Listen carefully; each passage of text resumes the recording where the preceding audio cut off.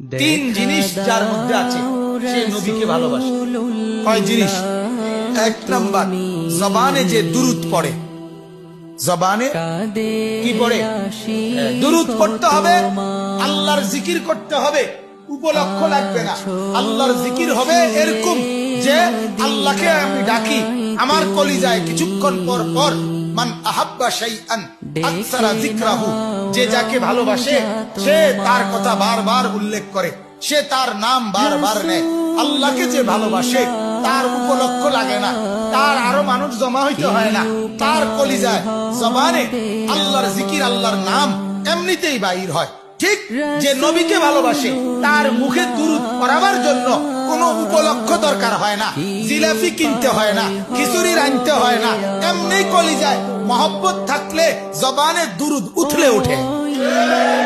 এমনি ভাই, সকালেও বাইরে পারে, বিকালেও হইতে পারে, দুপুরও হইতে পারে, রাত্রও হইতে পারে, সারা দিন হইতে পারে, শনিবারও হইতে পারে, রবিবারও হইতে পারে, মানুষের দেখলেও হইতে পারে, মানুষের না দেখলেও হইতে পারে, একাকীও হইতে পারে, সবার সামনে হইতে পারে, প্রকাশ্যও হইতে পারে, গোপনেও হইতে পারে, কেউ জানলেও হইতে পারে, না জানলেও হইতে পারে। ভালোবাসি আমি তাকে, বাকিরা জানানোর এত দরকার কি? যাকে ভালোবাসি তার কাছে পৌঁছতেই তৈল। কথা বলেন না? উপলক্ষ জরুরি না মিয়া, বুঝতে শিখেন উপলক্ষ কি না উপায় হবে আমার রাসূলুল্লাহ সাল্লাল্লাহু আলাইহি ওয়াসাল্লামের মহব্বতে এমনিতেই দুরূদ পড়তে হবে, এমনিতেই পড়তে হবে। আশ্চর্য, অনেক সময় আমার দুঃখ এটা, এই যে ওলামায়ে কেরাম বয়ান করে, আপনার বয়ানের মধ্যে নবীজি সাল্লাল্লাহু আলাইহি সাল্লামের নাম নেয় না, কথা বলেন না। ওমা এই সময় সুতা দিয়া সাল্লাল্লাহু আলাইহি সাল্লাম বাইর করে দেয়। হাজারবার কইলো হেবড়ার এই সময় আর মনে হয় না, এই সময় আমাদের পড়তে মনে হয় না, কারণ এই সময় তো কি নাই, জিলাপি নাই। জিলাপি থাকলে আমরা পড়বো কেন? এটার জন্য জিলাপি বাধ্যতামূলক হবে কেন? আপনি বলেন না, বাধ্যতামূলক হবে কেন? আপনি তো স্বতঃস্ফূর্ত আল্লাহর নবী সাল্লাল্লাহু আলাইহি সাল্লামের নাম শুনলেই দুরূদ পড়ার কথা, ঠিক কি না বলেন? তাই আপনি সকালে পড়েন 100 বার দুরূদ, দুপুরে পড়েন, বিকালে পড়েন।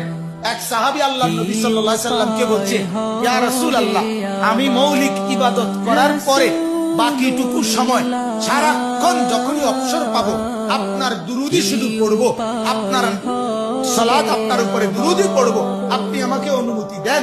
আল্লাহর নবী অনুমতি দিয়ে বললেন, এটাও মনে রাখবা, এতটা ভালোবাসো তাকে, আসলের ময়দানে সঙ্গী হবা তার। আনতা মা মান আহবাবতা, যাকে এতটা ভালোবাসো আসলে তুমি তার সঙ্গে, তারই সঙ্গী।